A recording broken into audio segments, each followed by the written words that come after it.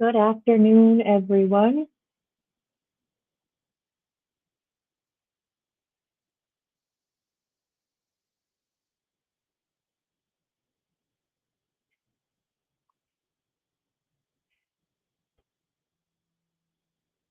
Hope everybody's having a good day. We'll give everyone just a couple minutes to get on here and then we will get going.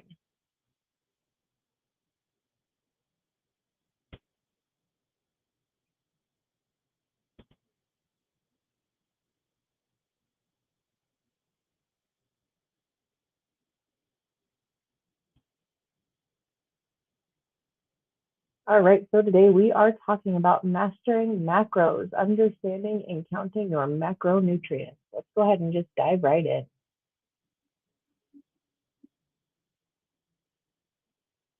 So today we'll be diving into the world of macronutrients or macros and their essential role in our diet.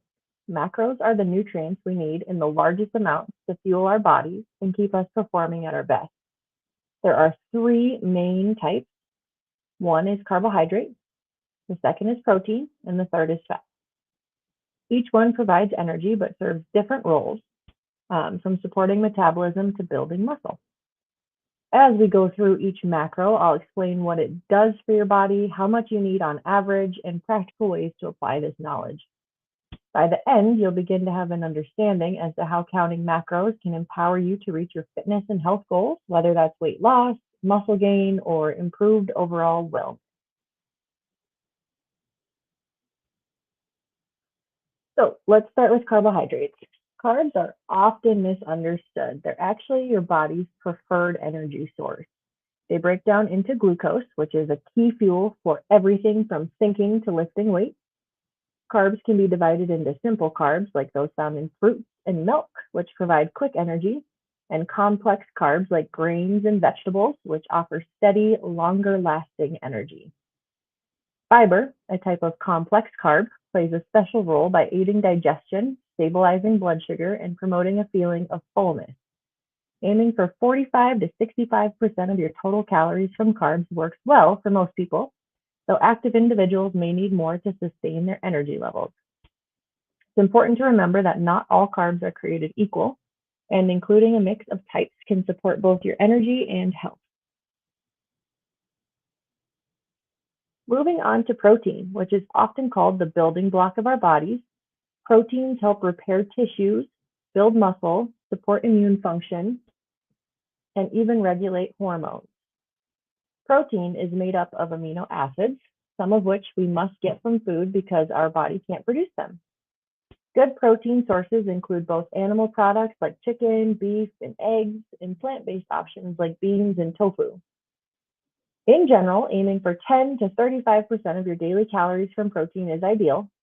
For those who are physically active, a goal of about zero point 0.8 to 1 gram of protein, goodness, excuse me, 0.8 to 1 gram of protein per pound of body weight can support muscle recovery and growth. So think of protein as essential for your body's strength and resilience.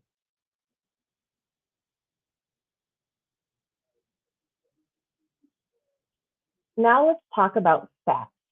While they're higher in calories than carbs and protein,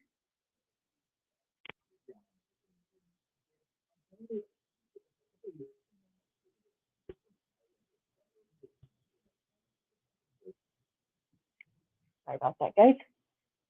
Fats. While they're higher in calories than carbs and protein, fats are still essential. They support hormone production, brain function, and help with the absorption of fat soluble vitamins like A, D, E, and K. Fats come in several types. Unsaturated fats, such as those found in olive oil, nuts, avocados, those types of things are considered heart healthy. Saturated fats found in items like butter can be included, but in moderation. Trans fats are the ones that we want to avoid. They're found in artificial and processed foods. Um, we want to avoid these as much as possible. Including fats in your diet helps you stay satisfied and provides lasting energy. Aiming for 20 to 35% of your daily calories from fats is typically a good balance. So, why does balance matter? Balancing macros is essential because each one has a unique role in keeping your body running smoothly. Carbs give you energy, protein helps repair and grow tissues, and fats support hormone and brain health. Together, they create a foundation for consistent energy, effective recovery, and mental clarity. If you get too much or too little of one, you may start noticing issues like low energy, difficulty recovering from workouts, even mood swings. A well-balanced intake helps you avoid these problems and provides a more sustainable, enjoyable way to fuel your body. So how do you take all of this information and apply it to your nutrition? This is where counting macros comes in. Macro counting is a flexible approach to dieting where you track the amount of carbs, proteins, and fats you consume to hit specific nutritional goals. The beauty of macro counting is that it's adaptable to your personal goals, whether you're looking to lose weight, build muscle, maintain. Macro counting gives you control over your nutrition without the need for like super strict one-size-fits-all diet. Before you can start counting macros, you need to know how much to eat. This starts with calculating your total daily energy expenditure, or TDEE. Your TDEE is the total number of calories your body burns in a day, including both your baseline metabolism and your activity level. You can use an online calculator to determine your TDEE based on factors like age, weight, and how active you are. Once you know that number, you can determine how many calories you need to eat each day to either lose, maintain, or gain weight. Once you know your daily calorie needs, the next step is setting your macro goals. This means determining what percentage of your calories should come from carbs, protein, and fats based on your goals. For example, if your goal is weight loss, you might set a higher protein intake to preserve muscle while in a calorie deficit, with moderate carbs and lower fats. For muscle gain, you might increase carbs and protein to support growth and recovery in those muscles. An example ratio to consider, 40% of your calories from carbs, 30% from protein, and 30% from fat. Of course, this varies based on your individual goals. So now it's time to start tracking. There are plenty of apps available that make tracking macros easy, like MyFitnessPal or Chronometer. These apps allow you to log your food intake and see how many carbs, proteins, and fats you're consuming each day.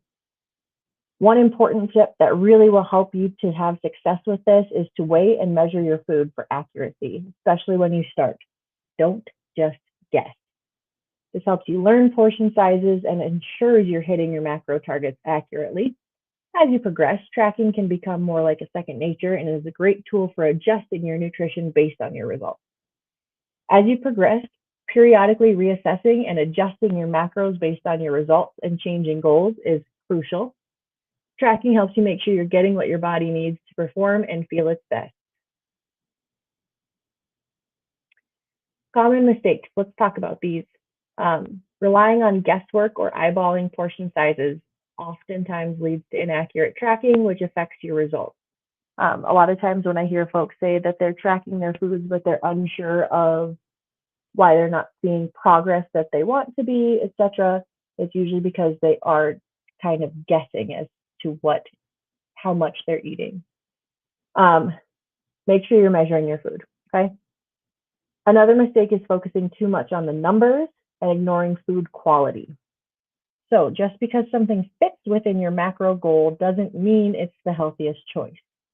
We want to aim for nutrient-dense foods that fuel your body, not just junk that hits your macros. And most importantly, remember that flexibility is key. Your macro targets aren't set in stone. Adjust these numbers based on your results and listen to your body. To wrap things up, I hope you are beginning to have an understanding of what macros are, why they matter, and how you can use them to meet your nutrition goals. Remember, this is a flexible approach that gives you control over your diet, whether you're aiming for fat loss, muscle gain, maintenance. It can be adapted to what your goals are. If you're new to macro counting, start small. I like to encourage folks just to track one macro. Start with tracking your protein and then go from there. Focus on tracking for consistency, perhaps. Learn what works for you. If you need any further help, feel free to reach out to me. I'm happy to help you. I'm happy to answer any questions that you might have. I'm going to go ahead and open the floor up for any questions that you may have. Go ahead and drop those in the comments and I will address them now.